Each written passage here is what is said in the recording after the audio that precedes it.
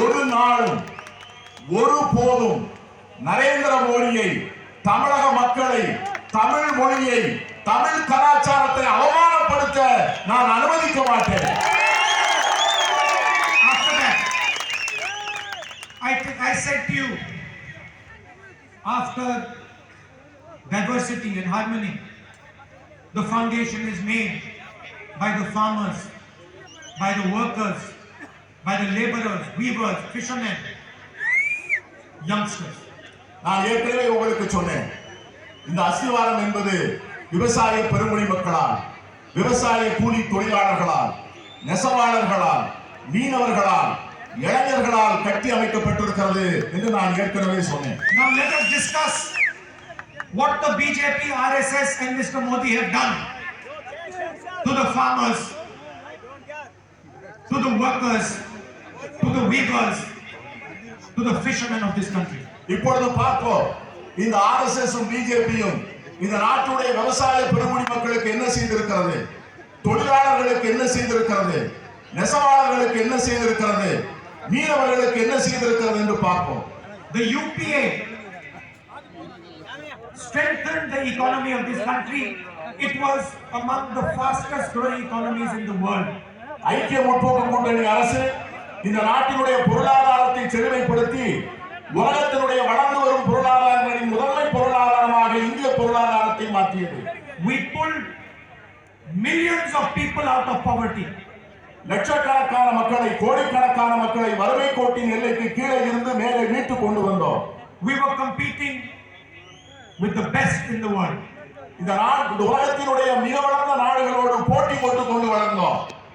The first action that Narendra Modi takes, demonetization. Narendra Modi அரசு பதவியேற்ற உடனே செய்த முதல் நடவடிக்கை பண மதிப்பிழப்பு. Crushing blow to the weakest people in this country. He destroyed the lives of millions of farmers, destroyed thousands and thousands of small and medium industries, wiped out the industrial backbone of this country. பண மதிப்பிழப்பு நடவடிக்கை மூலமாக ஏழை எளிய மக்களுடைய முதுகெலும்பை ஒடித்தார்கள். அடித்தட்டு மக்கள் வாழ்க்கையுடைய வாழ்வை சிதைத்தார்கள். விவசாய மக்களை, சிறு குறு தொழிலை முழுமையாக இந்த நாட்டில் இருந்து அழித்து அவர்களெல்லாம் இல்லாமல் புதைமணலுக்குள்ளே புதைக்கக்கூடிய மிகப்பெரிய கொடுமையை இந்த பண மதிப்பிழப்பு நடவடிக்கை செய்தது. Why? To help 5-6 of his closest businessmen. ஏன் நண்பர்களே, இவ்வளவு பெரிய கொடுமை எதற்காக இழைத்தார் மோடி? அவருக்கு வேண்டிய, அவருக்கு நெருக்கமான, அவருக்கு அந்தரங்கமான 5 நண்பர்களுக்கு உதவி செய்வதற்காகத்தான் இந்த நடவடிக்கையை மோடி எடுத்தார். After that, he passes a GST law. 5 different taxes, 28% tax. Why? To crush the Indian worker. அதற்கு பிறகு ஜிஎஸ்டி என்கிற கடுமையான வரி சட்டத்தை அவர் அறிமுகப்படுத்தினார். 5 வகையான வரிகள், 28 விழுக்காடு வரிகள். எதற்காக?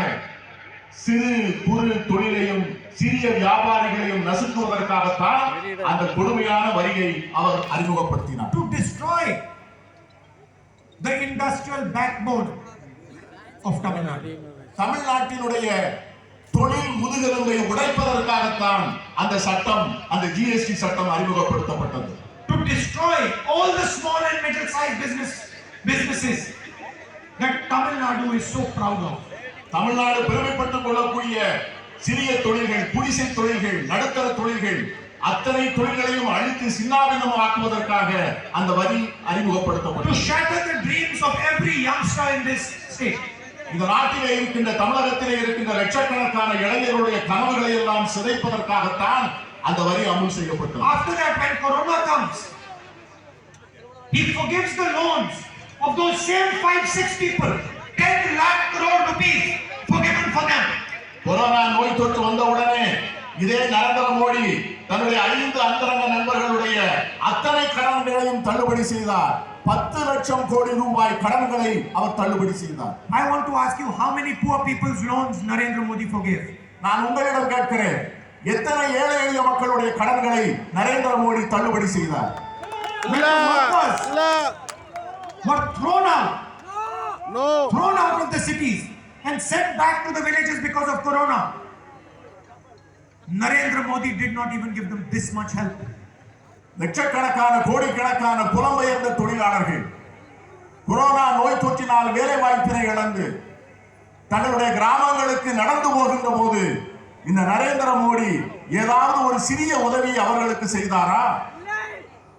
And wherever he goes, he talks about Make in India. எங்கெல்லாம் போகிறாரோ அங்கெல்லாம் மேக் இன் இந்தியா, இந்தியாவிலே செய்ய வேண்டும் என்று சொல்லுவார். If you believe in Make in India, why did you do demonetization? இந்தியாவிலே தயாரிக்க வேண்டும் என்று நீ சொல்வதிலே உனக்கு உண்மையிலே நம்பிக்கை இருக்கும் என்று சொன்னார். ஏன் பணமதிப்பிழப்பு நடவடிக்கை நீ அமல்படுத்தி இருக்க வேண்டும்? Why did you impose GST? ஏன் ஜிஎஸ்டி நீ அமல்படுத்தி இருக்க வேண்டும்? Why did you not help the people who make in India? இந்த இந்தியாவை சமைத்த ஏழை எளிய மக்களுக்கு நீ ஏன் உதவி செய்யவில்லை? Because you do not believe in Make in India. ஏனென்று சொன்னால் இந்திய தயாரிப்பு என்பதிலே உங்களுக்கு நம்பிக்கை இல்லை. And today, after he has destroyed the foundation of this country, இந்த நாட்டிலே இன்று இந்த நாட்டினுடைய அஸ்திவாரத்தை அழித்து ஒழித்த பிறகு the man with the 56-inch chest, 56 inch மார்புடைய இந்த மனிதர், the prime minister, இந்த நாட்டினுடைய பிரதமர் is standing silently அமைதியாக உட்கார்ந்து கொண்டிருக்கிறார். when Chinese army has occupied our country. சீன ராணுவம் நம்முடைய எல்லைகளை தாண்டி நம்முடைய தாய் மண்ணை ஆக்கிரமித்துக் கொண்டிருக்கின்ற இந்த கொடுமையான நேரத்திலே 56 இன்ச் மார்பு இருப்பதாக சொல்லிக் கொள்கின்ற நம்முடைய பிரதமர் அமைதியாக இருக்கிறார். I've been watching for the last 3 months. Narendra Modi has not said the word China. It has not come out of his mouth. கடந்த 3 மாதங்களாக நான் அவரை பார்த்துக் கொண்டே இருக்கிறேன். அவர் வாயிலிருந்து சீனா என்கிற வார்த்தையை சொல்வதற்கு கூட அவர் தயாராக இல்லை. Where is the 56-inch chest now? 56 inch மார்பு எங்கே போனது? The Chinese understand that the man running this country is weak. சீன நாட்டை சார்ந்தவர்களுக்கு நன்றாக தெரிகிறது இந்த நாட்டை வழிநடத்தி செல்கின்ற மனிதர் மிகவும் பலவீனமான மனிதர் என்று சீனக்காரர்கள் தெரிந்து வைத்திருக்கிறார்கள். The Chinese understand that the Prime Minister of India has destroyed the economy of India. சீன நாட்டை சார்ந்தவர்களுக்கு தெரியும் இந்திய தேசத்தினுடைய பிரதமர் அந்த நாட்டின் பொருளாதாரத்தை முழுமையாக சீரழித்து விட்டார் என்பது அவர்களுக்கு தெரியும். And that is why they are inside our territory.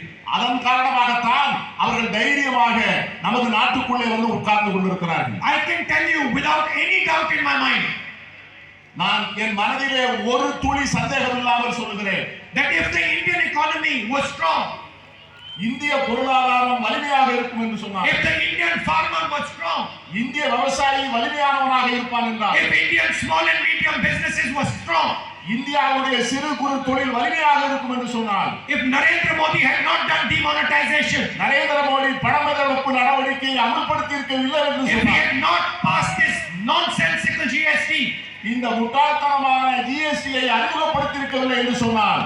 China would have never had the guts to step inside our country. இந்திய மண்ணுக்குள்ளே சீனாக்காரர்களுக்கு கால் வைப்பதற்கான தைரியம் நிச்சயமாக வந்திருக்காது. It is because this man has weakened this country that they have come inside. இந்த மனிதர் இந்த நாட்டை பலவீனப்படுத்தி விட்டதால் தான் சீனர்கள் தைரியமாக உள்ளே வருகிறார்கள். And he has weakened this country because he does not work for the people of India. He works for 5 or 6 of his businessmen friends. இந்த நாட்டை ஏன் பலவீனமாக்கினார் என்று சொன்னார். இந்த நாட்டில் இருக்கிற 130 கோடி மக்களுக்காக அவர் பணியாற்றவில்லை, அவருக்கு வேண்டிய 5 பெரும் முதலாளிகளுக்காக மட்டும்தான் இந்த அரசாங்கத்தை நடத்துகிறார். And now the latest action to destroy the lives of our farmers.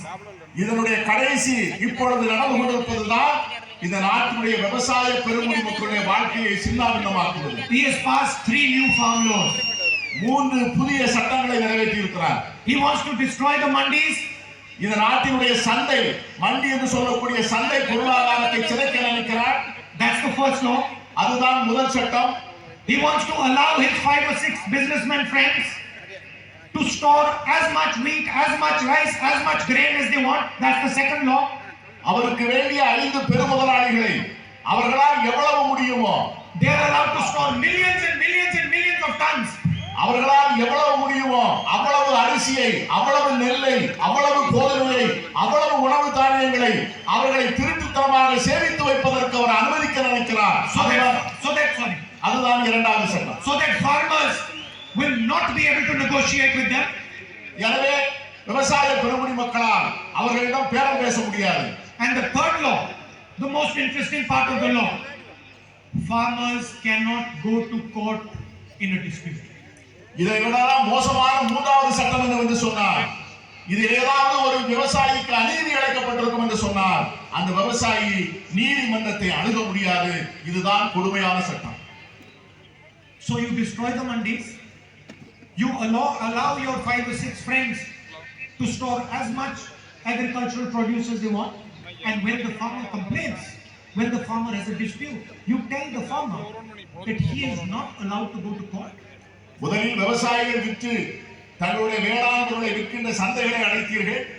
He is not allowed to ask for justice. இரண்டாவது, அவர்களை கோடிக்கணக்கான டன் தானியங்களை அவர்களை சேமித்து வைக்க அனுமதித்தீர்கள். மூன்றாவது, அவர்களுக்கு ஒரு பிரச்சனை இருக்கும் என்று சொன்னார் அவர்களை நீதிமன்றத்திற்கு செல்ல அவர்களை நீங்கள் அனுமதிக்கவில்லை. And then you say that you are doing it for the interest of the farmer. இதையெல்லாம் செய்துவிட்டு நான் இதையெல்லாம் விவசாயிகளுடைய நன்மைக்காக செய்தேன் என்று வேற நீங்கள் சொல்லுகிறீர்கள். If you are doing it for the interest of the farmer, why are lakhs of farmers standing outside Delhi? இப்படி விவசாயிகளின் நன்மைக்காகத்தான் இந்த 3 சட்டங்களை நிறைவேற்றினேன் என்று சொன்னால் கோடிக்கணக்கான விவசாயிகள் இந்த கடும் குளிரிலே டெல்லி மாநகரிலே ஏன் தெருவிலே போராடுகிறார்கள்? Why are they making their own parade on the 26th of January? குடியரசு தினமான 26ஆம் தேதி அன்று அரசாங்கம் ஒரு முறையிலே ஒரு பரேடு நடத்துகின்ற போது, ராணுவ அணிவகுப்பு நடத்துகின்ற போது இந்த நாட்டினுடைய வேளாண் பெருங்குடி மக்கள் தங்களுடைய சக்திகளை காட்டுவதற்காக தனி அணிவகுப்பு நடத்துகிறார்கள். Why are they not celebrating? அவர்கள் ஏன் குடியரசு தினத்தை கொண்டாடவில்லை? Because they understand what you are doing. என்னென்றால் நீங்கள் என்ன செய்கிறீர்கள் என்பதை இந்த நாட்டின் வேளாண் குடிமக்கள் புரிந்திருக்கிறார்கள். They understand you are robbing their future. நீங்கள் அவருடைய எதிர்காலத்தை சிதைப்பதை அவர்கள் புரிந்திருக்கிறார்கள். They understand that you are stealing what is theirs. அவர்களுடைய எதிர்காலத்தை நீங்கள் களவு செய்வதை அவர்கள் உணர்ந்திருக்கிறார்கள். And they and the Congress party will never allow you to do it. அந்த விவசாய பெருங்குடி மக்களும் காங்கிரஸ் பேரியக்கமும் இந்த விவசாயிகளுக்கு இழைக்கப்படுகின்ற அநீதியை ஒரு நாளும் அனுமதிக்காது என்று நான் சுட்டிக்காட்ட ஆசைப்படுகிறேன். We will not allow Narendra Modi to destroy the foundation of India. பிரதமர் நரேந்திர மோடியினுடைய முயற்சியால் நடவடிக்கையால் இந்த நாட்டின் அஸ்திவாரத்தை அசைத்து பார்ப்பதற்கு நாங்கள் ஒரு நாளும் அனுமதிக்க மாட்டோம். He's also got another confusion. அவருக்கு இன்னொரு குழப்பமும் இருக்கிறது. He thinks that just because he can blackmail the government of Tamil Nadu, he can control the people of Tamil Nadu. தமிழ்நாட்டிலே இருக்கின்ற அரசாங்கத்தை பிளாக்மெயில் செய்வதன் மூலமாக தமிழகத்திலே இருக்கின்ற 7 கோடி மக்களையும் அவர் மிரட்டலாம் என்று எண்ணுகிறார். He does not understand that only the Tamil people can decide on the future of Tamil Nadu. அவருக்கு ஒன்று புரியவில்லை, தமிழகத்தினுடைய எதிர்காலத்தை தமிழ்நாட்டு மக்கள் தான் முடிவு செய்வார்கள் என்பது இந்த பிரதமருக்கு புரியவில்லை. Nikkarwalas from Nagpur can never ever decide the future of this state. நாக்பூரிலிருந்து வருகின்ற சாராய வியாபாரிகள் தமிழ்நாட்டின் எதிர்காலத்தை ஒரு நாளும் முடிவு செய்ய முடியாது என்பதை பிரதமர் உணர்ந்து கொள்ள வேண்டும். Doesn't matter how many parades they have. அவர்கள் எத்தனை பரேட் நடத்தினாலும் சரி, Tamil Nadu's future will be decided by the youngsters of Tamil Nadu. தமிழ்நாட்டின் எதிர்காலம் தமிழக இளைஞர்களால் மட்டும்தான் முடிவு செய்யப்படும். And I am here to help you elect a government that looks after the interests of the Tamil people. நான் உங்களுக்காக இருக்கிறேன். ஒரு மக்கள் நலம் நாடுகின்ற ஒரு அரசாங்கத்தை உங்களுக்கு உருவாக்கி தருவதற்கு, உங்களுக்கு உதவி செய்வதற்காக நான் இருக்கிறேன். I am here to help you elect a government that Mr. Narendra Modi cannot control. அந்த அரசாங்கத்தை நரேந்திர மோடி ஒரு நாளும் அவர்களை மிரட்ட முடியாது, பயமுறுத்த முடியாது. And I am doing it for a reason. அதற்கு ஒரு காரணம் உண்டு. I'm doing it because I owe you a debt. எனக்கு உங்களுக்கு திரும்பி செலுத்துவதற்காக நான் கடன்பட்டவனாக இருக்கிறேன். Now you might ask me, what is the debt?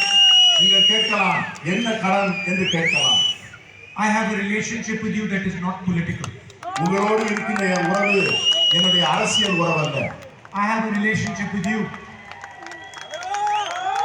that is a family relationship. உங்களோடு இருப்பது எனக்கு உண்மையிலேயே ஒரு குடும்ப உறவு.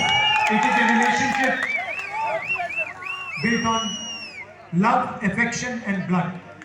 இந்த உறவு என்பது அன்பால், கருணையால், இரத்தத்தால் உடன்படிக்கப்பட்ட உறவு.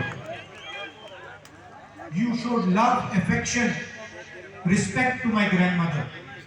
என்னுடைய பாட்டி அன்னை இந்திரா காந்தி அவர்களுக்கு நீங்கள் காண்பித்த அன்பையும் பாசத்தையும் நான் மறக்க முடியாது. You protected my grandmother.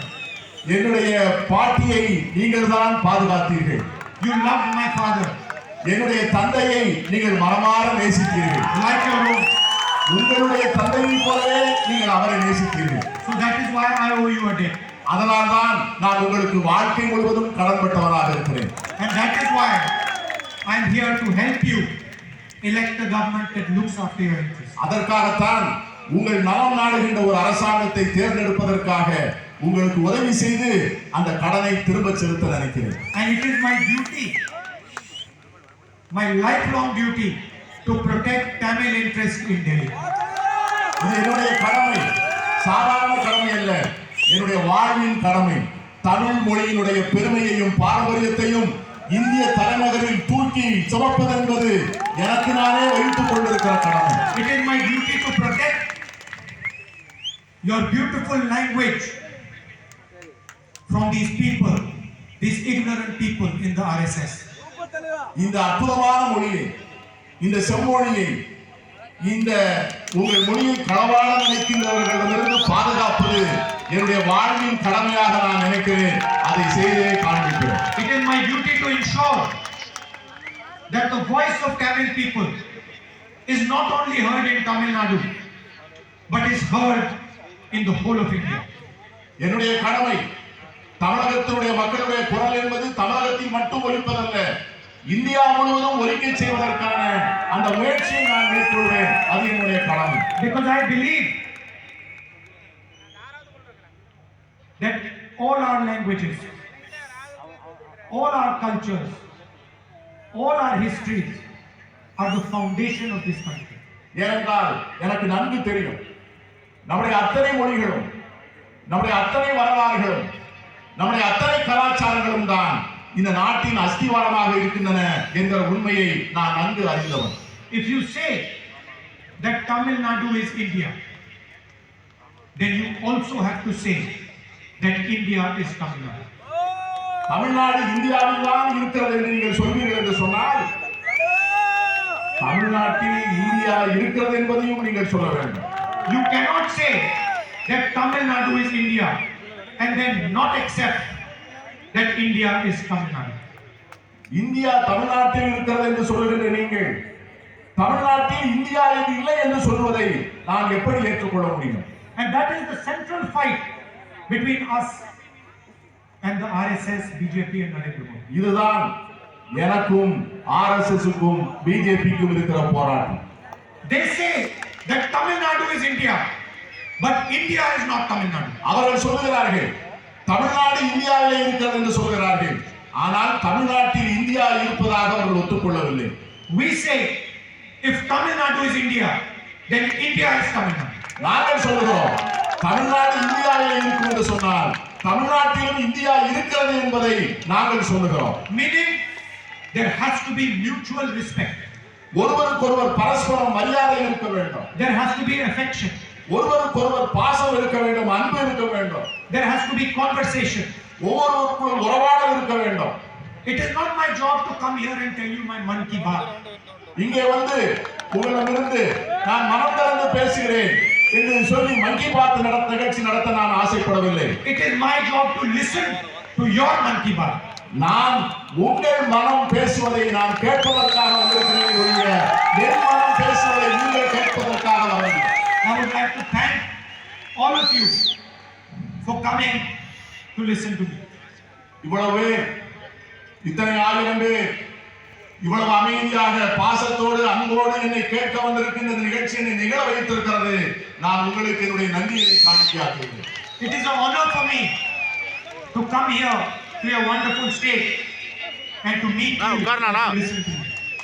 உங்களுடைய பெருமதிக்க இந்த நாட்டிற்கு வந்து தமிழ்நாட்டிற்கு வந்து உங்களை எல்லாம் பார்ப்பதிலும் உறவாடலிலும் எனக்கு கிடைத்தது என் வாழ்வின் பெரும் பாக்கியம் என்று நான் கருதுகிறேன். It is an honor for me to do my little bit to help the young people of this state, boys and girls, dream of a better future.